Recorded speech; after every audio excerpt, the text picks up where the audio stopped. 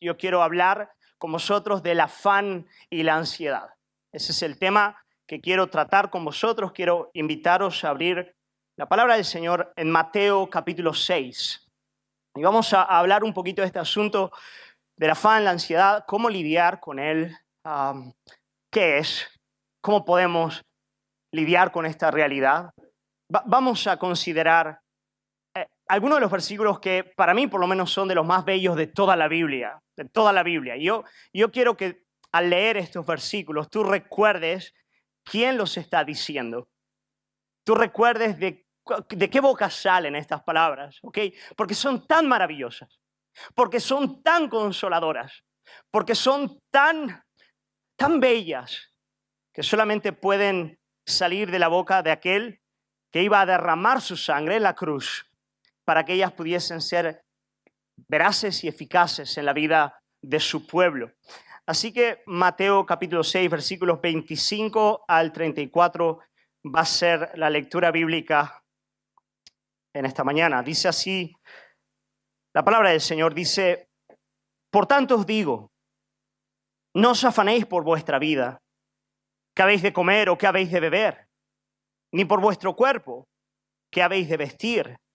¿No es la vida más que el alimento y el cuerpo más que el vestido? Mirad las aves del cielo, que no siembran ni siegan, ni recogen en graneros, y vuestro Padre Celestial las alimenta. ¿No valéis vosotros mucho más que ellas? ¿Y quién de vosotros podrá, por mucho que se afane, añadir a su estatura un codo? Y por el vestido, ¿por qué os afanáis? Considerad los lirios del campo, cómo crecen, no trabajan ni hilan. Pero digo que ni aun Salomón, con toda su gloria, se vistió así como uno de ellos. Y si la hierba del campo que hoy es y mañana se echa en el horno, Dios la viste así. Leemos juntos esta pregunta, iglesia.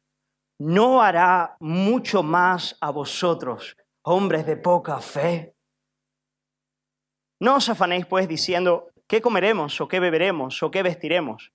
Porque los gentiles buscan todas estas cosas. Pero vuestro Padre Celestial sabe que tenéis necesidad de todas estas cosas. Mas buscad primeramente el reino de Dios y su justicia, y todas estas cosas os serán añadidas.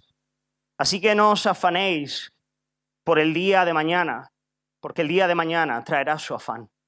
Basta cada día su propio mal. Querido, Jesucristo sabe que la ansiedad es uno de los grandes gigantes del alma, uno de los mayores enemigos de la experiencia humana, y que sus hijos bajo ningún concepto son inmunes a esta realidad. Y delante de vosotros habla alguien que conoce bastante bien a este gigante.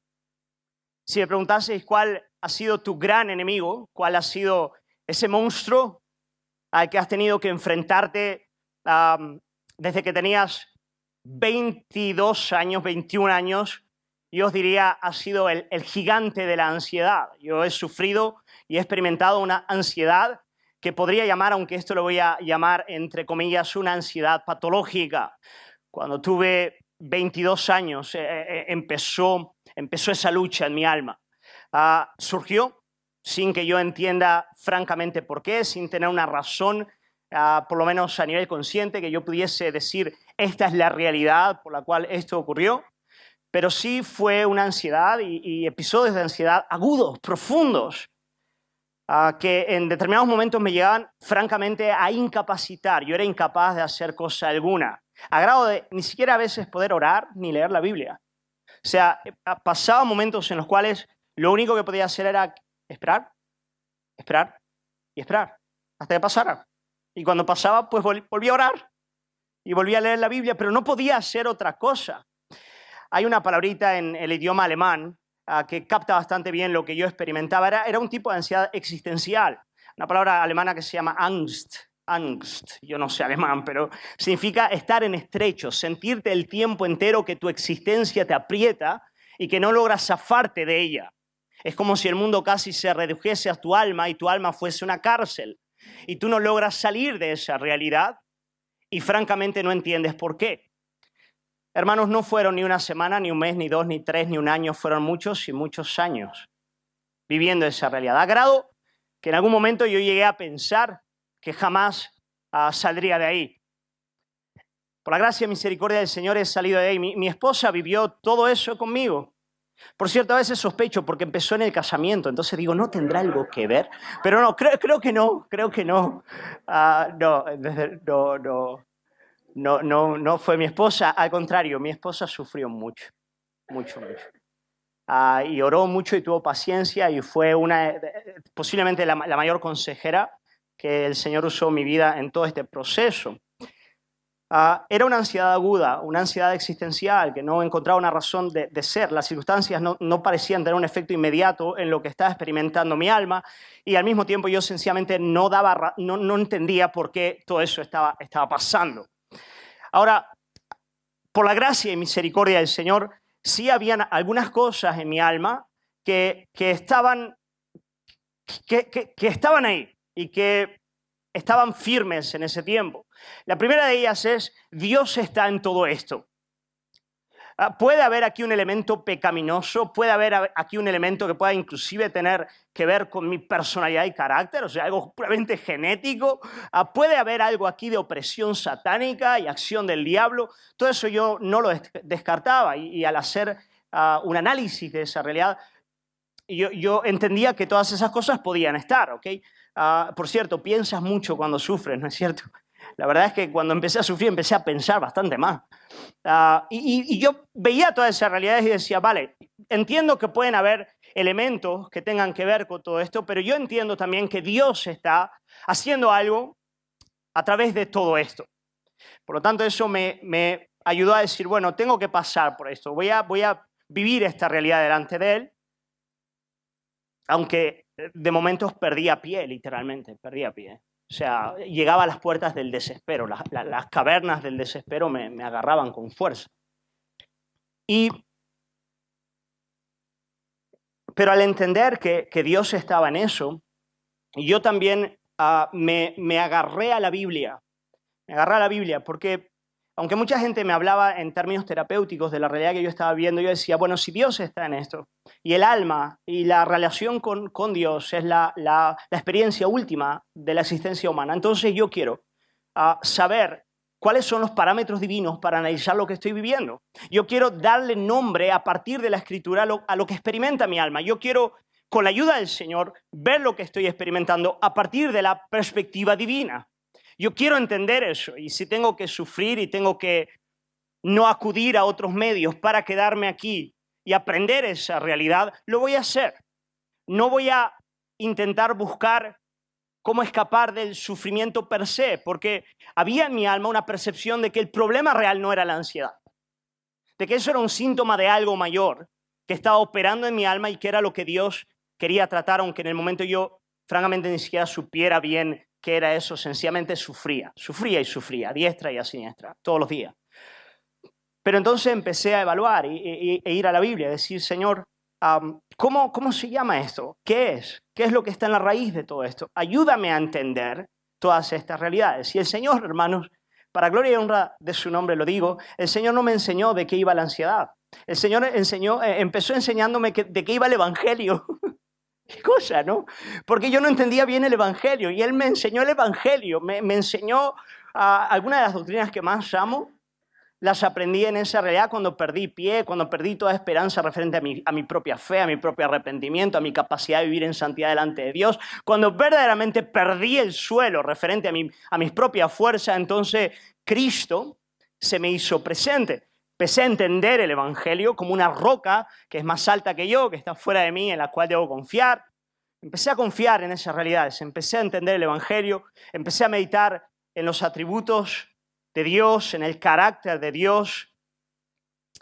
Y de manera paulatina y más o menos indirecta, la ansiedad fue desapareciendo. No resulta eso curioso, que lo que cura el alma humana es una consideración del carácter de Dios. Increíble, ¿no es verdad? O sea, somos sanados al considerar el carácter del Padre en Cristo. Eso es lo que sana el alma de todos sus males, es considerar quién es Dios, su carácter, su gloria en la persona de Jesús. Y empecé a experimentar esa realidad y empecé a sospechar que tal vez precisamente por eso tenía que pasar por esa realidad para conocer a Dios. Y alabo al Señor por eso. De ahí nacieron varias de las verdades que aprendí, que tantas veces hemos compartido como iglesia, primer congreso, doctrinas de la gracia y todas estas cosas. Pero bueno, también el Señor me fue enseñando algunas cosas que tienen que ver de manera inmediata con la ansiedad y cómo lidiar con ella. ¿Por qué? Porque me gustaría francamente poder decir, bueno, hermanos, a partir de aquel momento no sé lo que es estar ansioso. Solamente siento la paz que me inunda el tiempo entero, pero os mentiría porque esta misma noche tenía que predicar y decía, Señor, ayúdame a tener paz y confianza en ti, porque tengo que enfrentar eso de manera bastante habitual y me hago la idea de que hasta el último día, posiblemente hasta que reciba un cuerpo y un alma en gloria, este será posiblemente el gran enemigo con el que tenga que lidiar mi alma, pero francamente os digo, cuando se lidia con él a partir del conocimiento del carácter del Padre, de la obra del Hijo y de la eficacia de la palabra para solventar los problemas del alma, todo cambia, todo cambia, todo cambia, todo cambia. Solamente para mostrar esto en metáfora, antes del culto estaba hablando con una hermana y me decía, a veces cuando estamos en el proceso de santificación nos olvidamos que el Padre está apretándonos. Pero cuando recordamos que es el Padre que está apretando y consideramos cuál es el carácter del Padre que aprieta y cuál es la sangre del Hijo por la cual el Padre aprieta, entonces podemos lidiar con eso de una manera muy distinta, muy distinta. Mi oración es que eso pueda ser real para ti en esta mañana. Es posible que haya gente aquí y sería raro que no lo hubiese, muy raro. Muy raro porque la nuestra que esté viviendo con ansiedad. La nuestra es bien conocida como la era de la ansiedad. Antes de la pandemia era conocido como la era de la ansiedad. Esa es la realidad cultural en la que nosotros nos movemos. Es una de las expresiones más inmediatas del hombre moderno. El alma del hombre moderno es la ansiedad. Y es posible que haya gente en este lugar que esté pasando por esa realidad. En mayor o menor medida, todo ser humano en la faz de la tierra pasa por eso. Desde Adán, desde la caída. Todos sabemos lo que es este gigante. Pero hay algunos que pueden estar viviendo también de manera muy aguda con esta realidad. Y es mi deseo y oración que la palabra del Señor pueda ser hoy utilizada para sanar tu alma, para abrir esas cadenas de la esclavitud al desespero que te esclavizan en tu corazón y poder ser libre, poder luchar con eficacia con esta realidad. Yo te puedo decir como ejemplo viviente que el Señor es un gran médico. De verdad que lo es. De todo corazón, de todo corazón. Él viene a sanar nuestros corazones. Él viene además a llevarnos a un lugar en el cual experimentamos mayor gozo por haber experimentado mayores sufrimientos. Es algo absolutamente extraordinario. O sea, la medida de gozo que Él luego te deja experimentar es equiparable a la medida de sufrimiento a la que Él te ha llevado. Es absolutamente extraordinario. Él nos hace celebrar en presencia de nuestros angustiadores. Es algo increíble, ese es el Padre. Pero tenemos que ir a su palabra. Tenemos que tomar su medicina, y no otras medicinas. Su medicina. Tenemos que creerle a Él. Tenemos que dejar que el sufrimiento opere. Tenemos que creerle a Él. Eso es importante. Y eso es lo que vamos a hacer con la ayuda del Señor. Amén. Así que vamos a entrar a la palabra, vamos a meditar en lo que el Señor nos enseña aquí, en el texto que acabamos de leer. Repito lo que dije al principio. Jesucristo sabe que la ansiedad es uno de los grandes gigantes del alma, uno de los mayores enemigos de la experiencia humana, y que sus hijos de ninguna manera serán inmunes ante él. Y esta es la razón por la que, llegando al final de su sermón más conocido, Jesucristo viene a tratar este tema. Hermano, Jesús trata este tema en el Sermón del Monte. El Sermón del Monte nos habla acerca de la ética que debe caracterizar a los ciudadanos del reino de Dios. En otras palabras, la categoría de vida que debe verse en cada uno de sus hijos. ¿Cómo deben vivir los ciudadanos del reino? Bueno, si tú quieres ver cómo debe vivir cada ciudadano del reino a partir del Evangelio, léete el Sermón del Monte, porque ahí vas a ver lo que Cristo ha venido a conquistar en términos de santificación para ti. Y hermanos, solamente a modo de visión general del sermón del monte, antes de hablar de la ansiedad, quiero daros rápidamente tres elementos de la ética del reino, ¿ok? Tres elementos de esta santidad que Jesucristo demanda y opera en la vida de cada uno de sus hijos, de aquellos que son parte de su reino. ¿Qué tipo de ética es esta que vamos a encontrar si leemos el Sermón del Monte entero? Pues en primer lugar, la ética del reino, la ética que vemos en el Sermón del Monte es una ética del arrepentimiento. Es una ética del arrepentimiento. Ahí comienza todo. En efecto, el Sermón del Monte comienza diciendo lo siguiente: bienaventurados los pobres en espíritu, porque de ellos es el reino de los cielos. Ahí empieza todo, pobreza de espíritu. Ahí empieza todo. Toda la santidad que Dios demanda de nosotros y opera en nosotros comienza con la pobreza de espíritu, comienza con el arrepentimiento. En efecto, este es el gran tema de las bienaventuranzas. Más que feliz es aquel que tiene el corazón dispuesto para poder obedecer al Padre, aquel que tiene pobreza en espíritu. Y hermanos, la sanidad de la ansiedad también empieza por ahí. Empieza con pobreza en espíritu. Empieza con un corazón humilde bajo los tratos del Altísimo. Ahí empieza, en efecto, también la cura de la ansiedad. Así, en primer lugar, la ética del reino es una ética de arrepentimiento. Eso lo vemos especialmente en las bienaventuranzas. En segundo lugar, aprendemos en el Sermón del Monte que la ética que Jesús demanda a nosotros es una ética del corazón. Es una ética del corazón. En otras palabras, la santidad que Él quiere es una santidad que nace de un corazón regenerado, de un nuevo corazón. Esa es la razón por la cual Jesús le dice a sus discípulos que la santidad y la justicia que Él espera de ellos es superior a la de los fariseos. Ellos tienen que ser superiores a los fariseos. Porque mientras los fariseos eran capaces de ser regidos por una ética externa, por una obediencia externa a los mandamientos, la santidad que Jesús demanda es una santidad del corazón. Y vemos de nuevo, hermanos, en términos de la ansiedad, es imposible lidiar con ella si no es a partir de un nuevo corazón.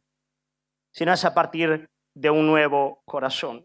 Y en tercer lugar, ética de arrepentimiento, ética del corazón. Y en tercer lugar, Jesucristo nos va a hablar de una ética positiva. En otras palabras, una ética que no solamente te dice lo que no debes hacer, sino que te dice corre la segunda milla. No solamente no aborrezcas a tus enemigos, sino ama a tus enemigos. Esta es la ética del reino. Y cuando hablamos de la ansiedad, esto es bien importante también, porque el propósito último del Señor no es solamente que tú no estés ansioso, no es ejecutar una labor terapéutica para que tú te sientas mejor solamente, no. Él quiere llevarte a vivir para el reino, a entregar tu vida para la gloria de Cristo, a amar y servir a tu prójimo, que en efecto es lo contrario a la ansiedad. Por lo tanto, hermanos, esta es la ética que vamos a encontrar en el Sermón del Monte, una ética de arrepentimiento, una ética del corazón, una ética positiva que nos lleva a correr la segunda milla, a amar a nuestro enemigo y a vivir para el reino. Y en esta porción que acabamos de leer, concreta del sermón, el Señor nos advierte que la vida de sus hijos, lo que acabamos de leer ahora, no debe ser dominada por la ansiedad, ¿ok? Su acercamiento a la vida y sus necesidades no deben caracterizarse por el afán. El Señor no quiere eso de su pueblo. Por eso Jesús dice estas palabras tan preciosas: no os afanéis por vuestra vida. Yo no quiero que tú vivas a partir de una vida esclava del afán. Jesucristo reconoce que vamos a tener que lidiar con Él. Por eso nos enseña. Si no, no tendría que enseñar a sus hijos sobre esto. Él sabe que este va a ser un gigante importante, pero Él no quiere, no es su voluntad que nosotros vivamos bajo el dominio de esa realidad. Y por lo tanto, Él nos da esta enseñanza maravillosa que tenemos delante de nosotros. Hermanos, yo quiero acercarme a este texto para ver a partir de cada versículo de ellos nos va a dar una píldora, aunque esto es bien peligroso hablar en términos de píldora, ¿no? Pero bueno, o una razón, mejor dicho, para no ceder a la ansiedad, ¿ok? Él nos va a dar varias razones para no ceder a la ansiedad. Yo quiero ir avanzando en cada una de ellas, aunque sea un formato un poco más de taller, pero creo que nos va a ayudar a acercarnos al texto de ese modo. Pero antes de entrar a esas píldoras o a esos razonamientos que vamos a encontrar en el texto, quiero que podamos hablar un poquito en qué consiste la ansiedad. ¿En qué consiste la ansiedad?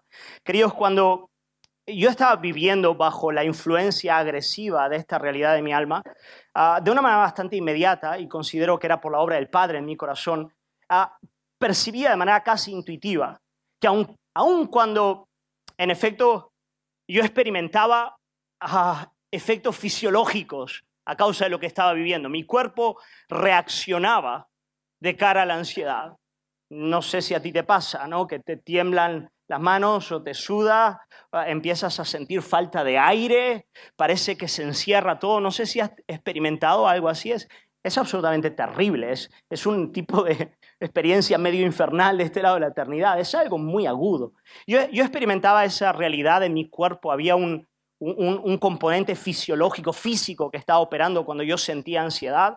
También yo podía reconocer que habían circunstancias externas que hacían con que yo fuese más propenso a caer en esa realidad, pero al mismo tiempo, más allá de las condiciones fisiológicas que son reales, más allá de las condiciones externas que pueden tener más o menos influencia en el estado de la ansiedad, yo entendía que detrás de todo eso tenía que haber una dimensión moral, algo que tenía que ver directamente en mi relación con Dios, algo que hablaba de mi alma delante de Él. Y en efecto, hermanos, eso es lo que la Biblia enseña. La Biblia nos enseña que más allá de las condiciones fisiológicas que puedan derivar o inclusive promocionar la ansiedad en el alma, porque somos cuerpo, somos alma, somos una sola cosa, el Señor nos ha hecho de esta manera, más allá de las circunstancias externas que podamos estar viviendo y tengan influencia, promoviendo una determinada ansiedad en nuestras vidas, la ansiedad, ella tiene una dimensión moral a la cual Jesús hace mención en estos versículos de manera muy, muy sencilla. En el versículo 30, Jesucristo habla de esta dimensión moral con 4 palabritas. Al final del versículo 30, Jesús dice, hombres de poca fe. Eso es lo que Jesús dice. Parece muy sencillo, ¿no es verdad? Pero no lo es. En efecto, no lo es.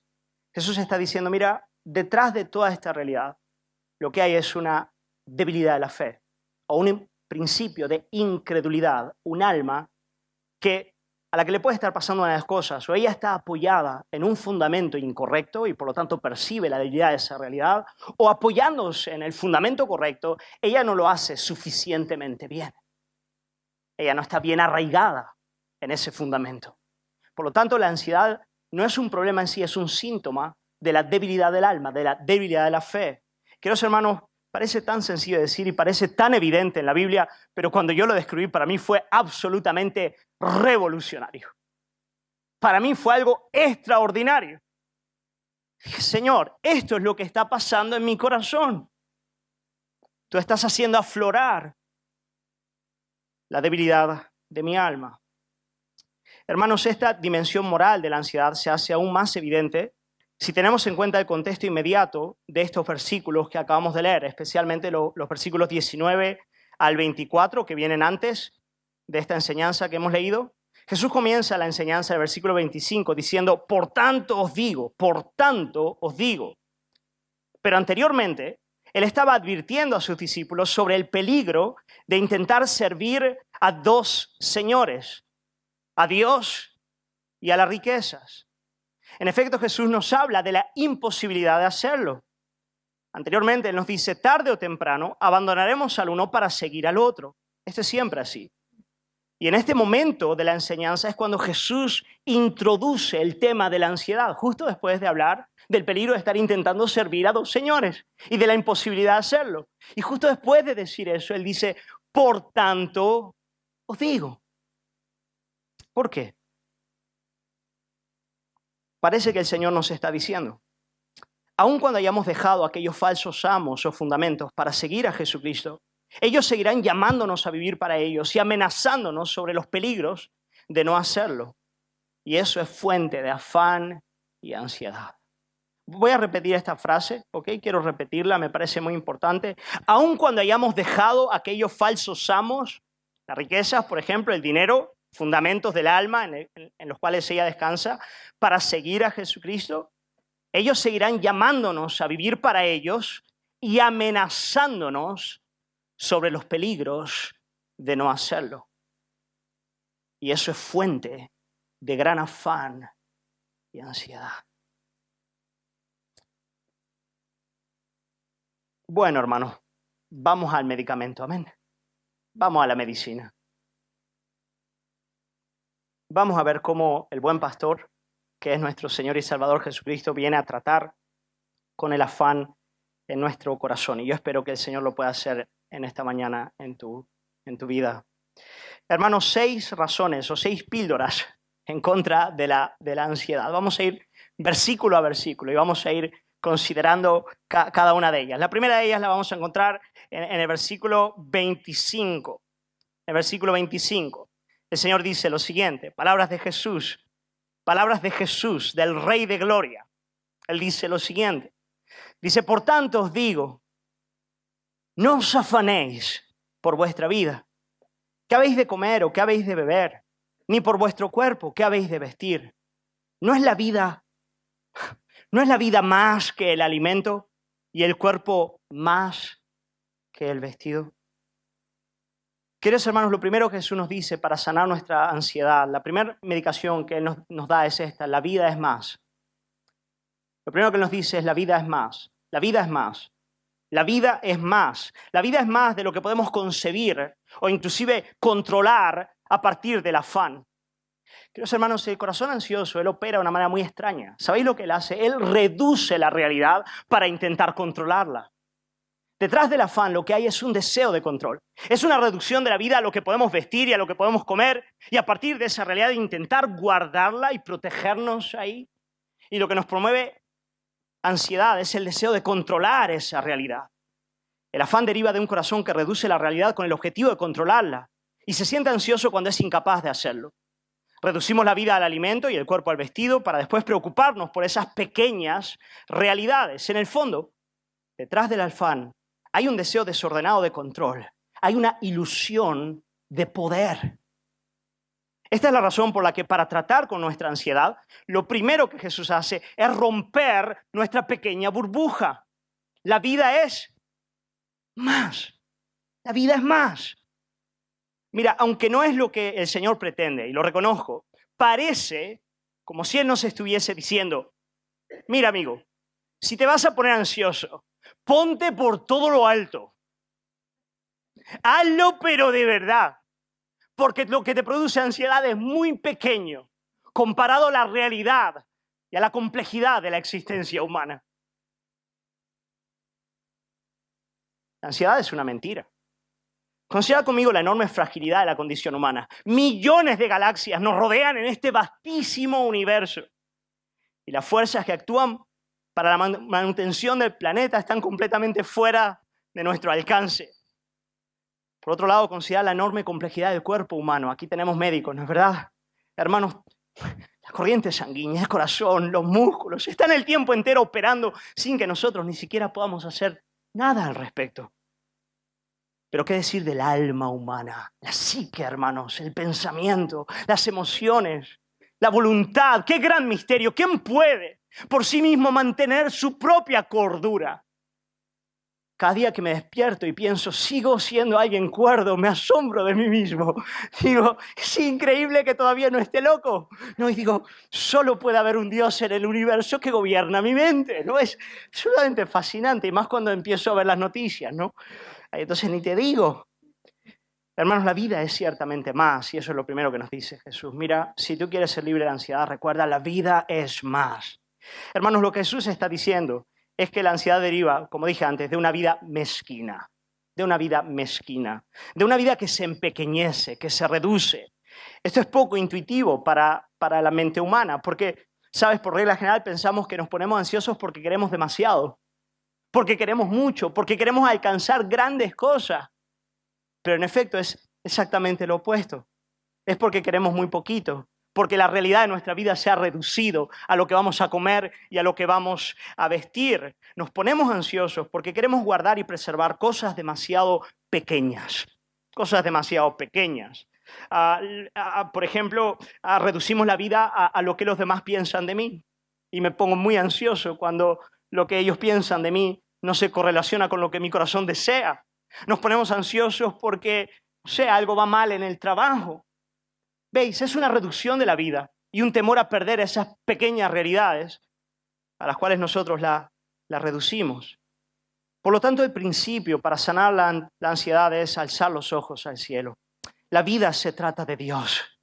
Los hombres empezaron a estar ansiosos cuando pecaron, ¿no es verdad? Adán y Eva tuvieron miedo al pecar porque la vida se había reducido. Dios ya no estaba presente. La vida se trata de Dios y no del hombre. La vida del cristiano se trata de hacer su voluntad y no la nuestra.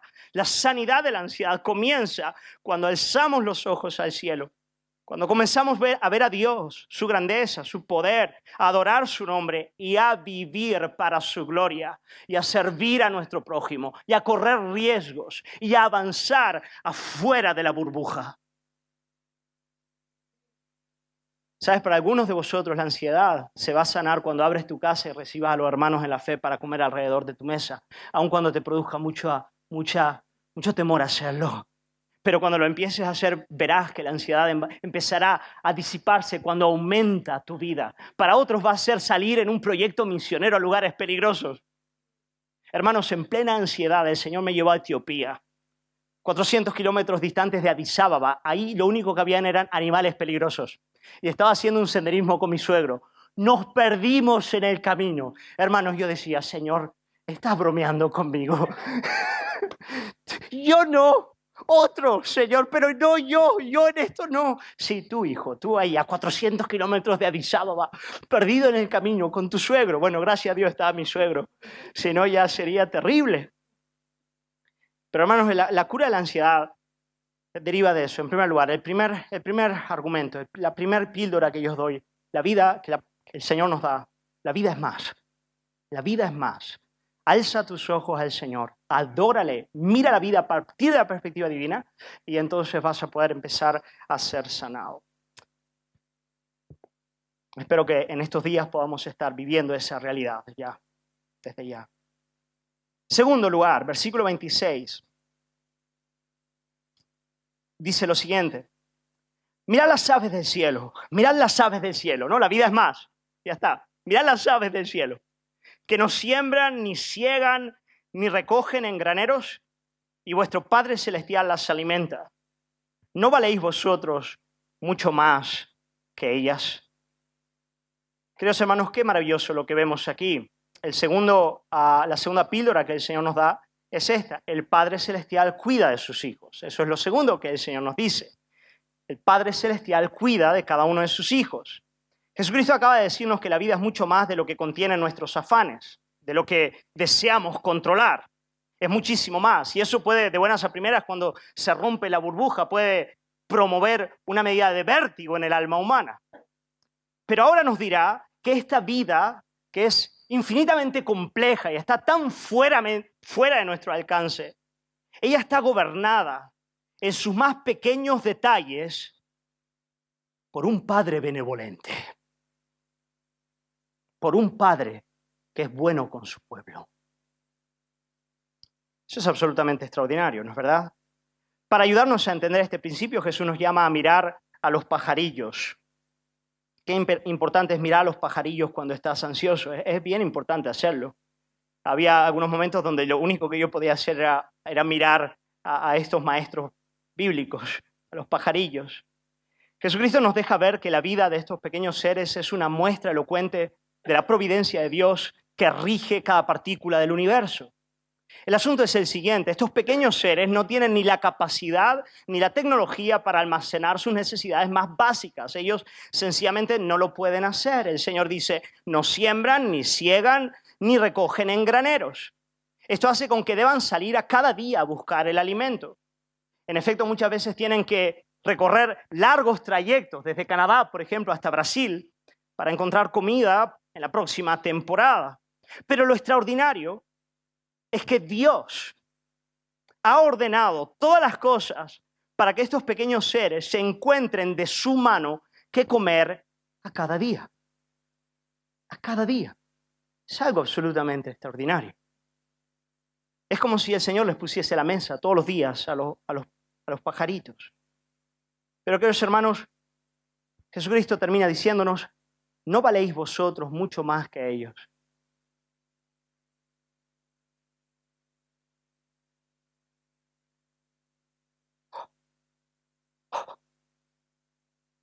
¿no valéis vosotros mucho más que ellos? Queridos hermanos, si no fuese Jesús el que dijera esto, sería difícil de aceptar esa realidad. Leemos todo el consejo escriturístico y nos damos cuenta de que en función de nuestro propio mérito, nada valemos delante de Dios y nada merecemos de su gracia. Pero Jesucristo, que es la expresión del amor del Padre hecho hombre para derramar su sangre en la cruz, está diciendo, hay valía por la gracia de Dios en cada uno de sus hijos.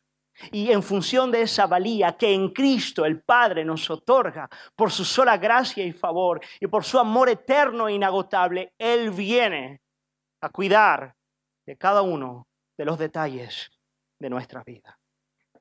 Bendito sea el nombre del Señor. ¿Qué pues diremos a esto? Si Dios es por nosotros, ¿quién contra nosotros? El que no escatimó ni a su propio Hijo, sino que lo entregó por todos nosotros. ¿Cómo no nos dará también con Él todas las cosas? Hermanos, cuando Jesús habla de valía, lo habla de en serio, porque esto es a precio de sangre. Él va a derramar su sangre por eso. No es poca cosa, hay que creerle al Señor. Hay que creerle cuando Él nos da buenas promesas. Hay que creerle en sus juicios y en su terror, pero hay que creerle también en su bondad. Y a veces la ansiedad lo que no quiere es creerle a Dios en su bondad, porque es muy orgullosa. Pero Jesús nos dice, el Padre os da esa valía de gracia y por lo tanto cuida de vuestras vidas. Amén. En primer lugar, hermanos, la vida es más. La vida es más. En segundo lugar, esa vida que es mucho más de lo que podemos controlar, está gobernada por un Padre benevolente que ama a sus hijos, que cuida de la vida de sus hijos el tiempo entero y sea cual sea su circunstancia. Tercer píldora, hermanos, tercer razonamiento. Jesús nos va a decir en el versículo 27 que la otra razón por la cual no deberíamos afanarnos es porque el afán es inútil. El afán es completamente inútil. Lo único que produce es dolor de barriga, entre otros males. Mira lo que dice el versículo 27. Dice, ¿y quién de vosotros, dice, podrá, por mucho que se afane, añadir a su estatura un codo? Casi me da vergüenza decirlo, ¿no? Porque, hermano, no hay que decir más. Podéis verlo. En efecto, es completamente inútil. Es lo que Jesús está diciendo de manera muy, muy sencilla y muy gráfica, muy bonita, ¿no es verdad? Dice, mira, por mucho que te afanes, no vas a crecer. No, ni te saldrá cabello. Era, digo, por acompañarme, ¿no? Porque solo yo, ¿no? Ahora somos dos.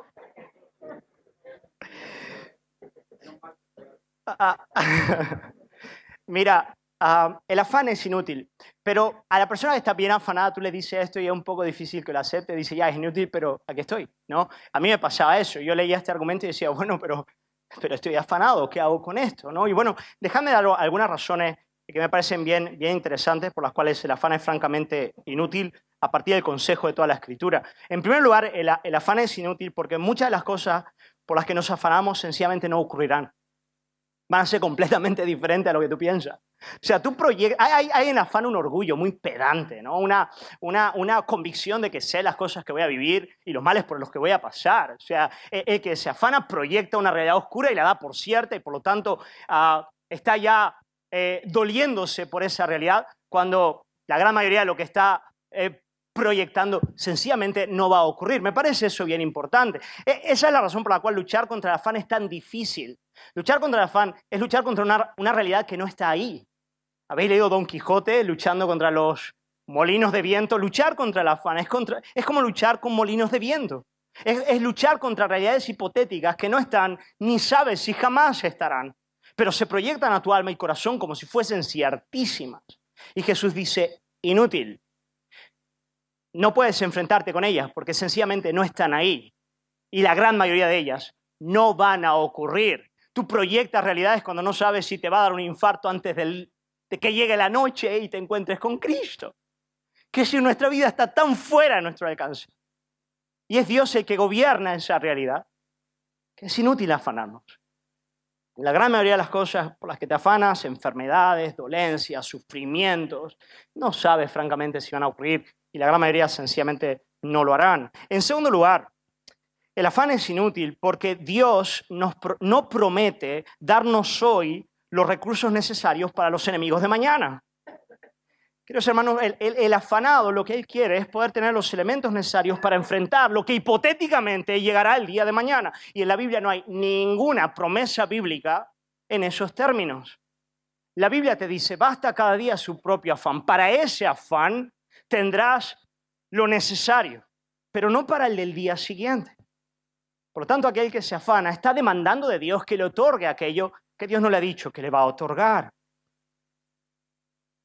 La promesa bíblica es que Dios nos da los recursos necesarios para hacer su voluntad en el día de hoy, de modo que debamos confiar en esa realidad. Cuando llega, tú dices, pues, es que me afana la mera idea de poder tener un cáncer o de pasar por una enfermedad dolorosa ya. Y yo considero sinceramente que sería completamente incapaz de hacerlo.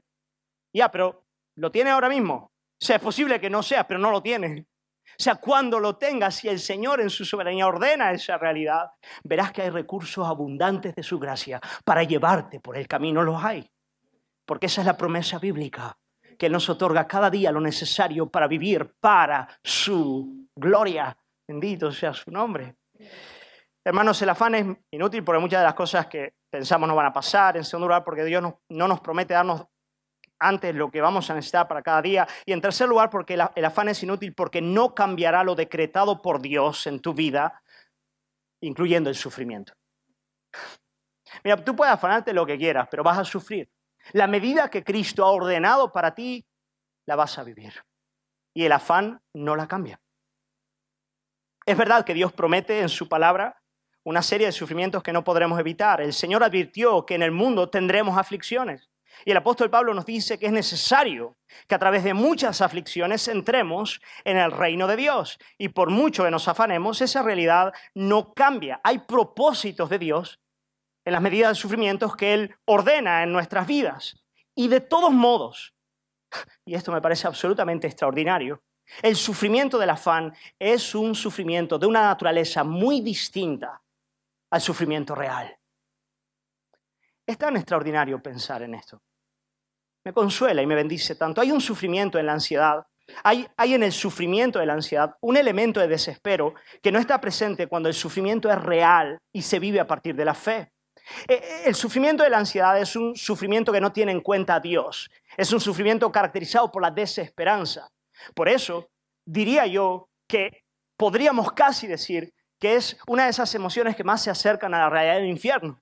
Porque el infierno es un lugar sin esperanza, un lugar sin Dios, un lugar donde ya está decretado el juicio. Pero en el sufrimiento del santo, cuando él está en la senda de la obediencia, es un sufrimiento que inevitablemente, y gloria al Señor por eso, cuenta con los consuelos de Jesucristo. El afán proyecta el sufrimiento a Cristo y descansa en Él. Oh, hermano, así que no te afanes, es inútil. Amén. Es inútil. No huyas a las cuevas del desespero. Es una tentación grande hacerlo, pero no sirve. A veces lo hacemos adrede, porque pensamos que desde ese lugar vamos a evitar determinadas realidades. Qué fea es el alma. Lo digo por experiencia propia. A veces preferimos acudir ahí pensando que tal vez en ese lugar podamos escapar de la obediencia a Cristo. Pero que te digo algo, que Cristo va ahí, te coge y te lleva y dice, no, tú vienes conmigo, yo te llevo por mi camino. Los sufrimientos que yo he ordenado, por los que debes andar, vendrás conmigo y verás mi poder y verás mi gloria. Y verás mi gloria. Amén. Muy bien, cuarta píldora, hermanos. Cuarto razonamiento, versículos 28 al 30. Este es un razonamiento también que me bendice mucho. Dice lo siguiente el Señor. Y por el vestido, ¿por qué os afanáis? Considerad los lirios del campo, cómo crecen, no trabajan ni hilan. Pero os digo que ni aun Salomón, con toda su gloria, se vistió como uno de ellos. Y si la hierba del campo que hoy es y mañana se echa en el horno, Dios la viste así, ¿no hará mucho más a vosotros, hombres de poca fe? Hermanos, este es uno de este tipo de argumentos que me parecen tan extraordinarios en toda la Biblia. Aquí, de manera muy franca y honesta, Jesucristo está hablando de cosas que aparentemente son muy frívolas. Él nos está hablando de la moda, de la estética, de un vestido elegante que no tiene más razón de ser que ser bonito. Eso es lo que Él nos está nos está diciendo. Él dice, belleza estética, puramente. La belleza estética que podemos ver en los lirios del campo, que es infinitamente superior a la de Salomón. Y Jesús nos dice, mira, el Señor está interesado no solamente en darte lo que tú necesitas, Él está interesado en darte lo mejor. ¿Sabéis? A veces nos ponemos ansiosos porque pensamos que podríamos con nuestras fuerzas alcanzar algo más bello de lo que Cristo viene a darnos. Y con esta imagen tan frívola, tan pequeña, o sea, Jesús dice, mira, el Señor se hace todo un trabajo, dice, para vestir las hierbas del campo con una belleza más extraordinaria de la que Salomón logró alcanzar con toda su riqueza, solamente para que vivan un día y luego se marchiten. Él no va a hacer mucho más por vosotros. Él está diciendo, mira, el Padre no es un ser meramente utilitario, es un ser bueno. Es un ser que mediante el sufrimiento, la aflicción y todo lo que Él ordena en tu vida, Él quiere darte lo mejor. Confía en Él. Descansa en Él. Wow, hermanos, qué Padre tenemos, ¿eh? Qué Padre es nuestro Padre Celestial. Él sabe darnos lo mejor. Darnos lo mejor. Claro, no soy un predicador de la prosperidad, no quiero hablar aquí solo en términos mundanos, pero Él sabe darnos lo mejor en términos eternos para su gloria, mediante sufrimiento, aflicciones, pero poder de Dios, santidad. Eso es lo mejor que Él quiere darnos. Quinto argumento, hermanos. Seguimos adelante. Versículos 31 y 32. Él dice, no os afanéis pues diciendo qué comeremos o qué beberemos o qué vestiremos, porque los gentiles buscan estas cosas, pero vuestro Padre Celestial sabe que tenéis necesidad de todas estas cosas. Queridos hermanos, el quinto argumento que nos da aquí el Señor Jesús, Él nos dice, mira, cuando tú sucumbes a la ansiedad, tú te estás comportando como el hombre sin Dios. Tú te estás comportando como un gentil. No debes sucumbir a la ansiedad, porque sucumbir a la ansiedad es vivir como aquel que no tiene a Dios en el mundo, como aquel que no le conoce, como aquel que no conoce su carácter, como aquel que no descansa en su gracia. Estás viviendo como un gentil. No deberías sucumbir, porque estás viviendo como aquel que vive sin Dios en el mundo. En otras palabras, sucumbir al afán es pecado. Sucumbir al afán es pecado. Luchar contra el afán es santificación. Sucumbir al afán es pecado. Al afanarnos estamos poniendo en tela de juicio la bondad y la providencia del Padre y estamos estableciendo las cosas de esta tierra como realidades últimas en nuestras vidas, viviendo para ellas. De modo que el afán le hace un flaco favor a nuestra adoración delante de Dios y además al testimonio que damos al mundo. Jesucristo entonces nos llama en cierto modo a partir de esta realidad al arrepentimiento. La sanidad de la ansiedad comienza, hermanos, con el arrepentimiento, cuando el corazón se arrepiente a causa de la incredulidad delante del Señor. Yo quiero decirte en el nombre del Señor, tal vez es ahí donde tienes que empezar, arrepintiéndote realmente, diciéndole, Padre, al sucumbir al afán, yo no solamente no estoy creyendo en ti, estoy viviendo para las cosas de este mundo, pero además estoy haciéndolo como alguien que no te conoce, como alguien que es al final del día un gentil. Yo experimentaba eso de manera tan agresiva en mi alma, hermanos, que no podéis ni imaginaros. El último argumento que nos da el Señor para luchar contra la ansiedad lo encontramos en el versículo 33. Jesús nos dice, lucha contra la ansiedad viviendo para cosas más altas, viviendo para realidades más altas, viviendo para el reino de Dios. Versículo 33 dice, mas buscad primeramente el reino de Dios y su justicia, y todas estas cosas os serán añadidas. Hermanos, como os dije ya al principio, ahora lo repito, tal vez para algunos de vosotros la ansiedad va a ir siendo curada en la medida en la que vivís para servir y para amar al prójimo. En vuestra economía, en vuestra casa, con vuestro tiempo. Cuando dejáis un poquito al lado los proyectos de vuestra vida, o sea, tenéis grandes proyectos, ¿no? En términos de educación, de estudios, de trabajo, inclusive de ministerio, y empezáis a deteneros en el camino para estar y servir al prójimo. Y estas dinámicas en las cuales el Señor nos va sacando, quitando de esa zona de confort ansioso, y nos va empujando de manera incómoda a sentir otro tipo de incomodidad, pero que nos va sanando, que vayas por ahí. El Señor las va trayendo a tu vida. Él va trayendo estos principios de incomodidad que vienen de su reino para sanarte de la ansiedad. Yo empecé con eso hace 10 años, cuando tuve a mi primera niña, ¿no? Ahí el Señor empieza a tratar con tu ansiedad, porque tienes que empezar a servir, y padres y madres saben que es así. Pero en la vida, el tiempo entero, Jesús está tratando nuestra ansiedad a partir de las dinámicas del reino, llamándonos a seguirle a cada día para servirle con humildad y sencillez de corazón, y ver cómo a partir de esas realidades vivas del reino de Dios, nuestros corazones van siendo sanados por Él. Sanados por Él. Tal vez la sanidad de algunas mamás en este lugar sea poder invitar a familias de la iglesia, aun cuando la casa no esté muy arreglada y no sepan cocinar muy bien, pero tengan que comprar 3 pizzas grandes y poner la mesa, y de ese modo ser santificados alrededor de la mesa, sirviendo a alguien en amor. Cuando llames a un vecino al que te da agobio estar con él para celebrar Día de Acción de Gracias con él alrededor de tu mesa, y digas, no, pero el Señor te va sanando. Buscad primero el reino de Dios y su justicia.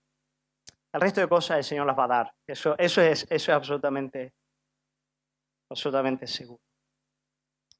Así que, hermanos, 6 cositas hemos dicho hasta ahora. La vida es mayor que nuestros afanes. La vida es mucho mayor que nuestros afanes. En segundo lugar, el Padre cuida de cada detalle en la vida de sus hijos. En tercer lugar, hemos visto que el afán, él es inútil. En cuarto lugar, el Padre sabe darnos lo mejor. En quinto lugar, nos comportaríamos como los gentiles si finalmente cediésemos al afán, y por lo tanto deberíamos arrepentirnos de esa realidad. Y en sexto lugar, existen cosas más altas por las que vivir. Vivamos para el reino de Dios. Oramos.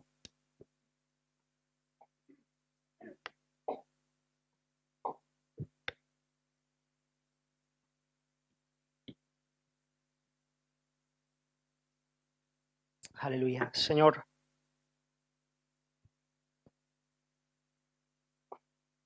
realmente las riquezas de tu palabra son insondables, absolutamente insondables. Y hoy hemos aprendido que tú eres el único médico del alma, el único, Señor. Si solamente al considerarte a ti, al considerar tu carácter, Padre, en Cristo, podemos de verdad ser sanados. Tu carácter, Señor, tu gloria, tu belleza es la que nos sana. Y, Señor, hoy tú nos has dado verdades, razonamientos, verdades, para que meditemos en ellas. Verdades, Señor, que son sí y amén en Cristo para nuestras vidas. Verdades robustas, capaces de sanar el alma mediante el razonamiento correcto. Pero queremos pedirte también la ayuda de tu Espíritu en esta hora. La ayuda de tu Espíritu para que podamos oír tu palabra, para que podamos ver tu gloria en nuestros corazones, para que podamos adorarte en espíritu y en verdad, para que podamos, Señor, verdaderamente conocerte y gustarte como el Padre que Jesús nos presenta en estos versículos, Señor. Ayuda a nuestra incredulidad. Nuestro corazón es muy duro, Señor. Es duro para creer en tus promesas, Señor. Pero queremos arrepentirnos hoy. Queremos confesar el orgullo. Queremos confesar los deseos de control. Queremos confesar las dinámicas por las cuales estamos viviendo para otras cosas, reduciendo nuestras vidas. Y queremos pedirte que tu Espíritu alce nuestros ojos en esta hora, nos ayude a mirarte a ti, nos ayude a conocerte a ti como ese Padre que cuida las aves del cielo y que por gracia, muy a pesar de nuestra rebelión y pecado, siendo reos, Señor, de tu juicio, tu amor nos encontró. y cuida de nuestras vidas. Yo quiero orar por mis hermanos. Sana el corazón, Señor. Sana. Tal vez algunos que están sufriendo mucho en esta mañana, algunos que están muy dolidos, Señor. Que tú sanes, Señor. Que tú vengas. Con tu gracia, Señor. Amamos a ti, Señor. Pedimos que tú lo hagas, Señor. En el nombre de Jesús.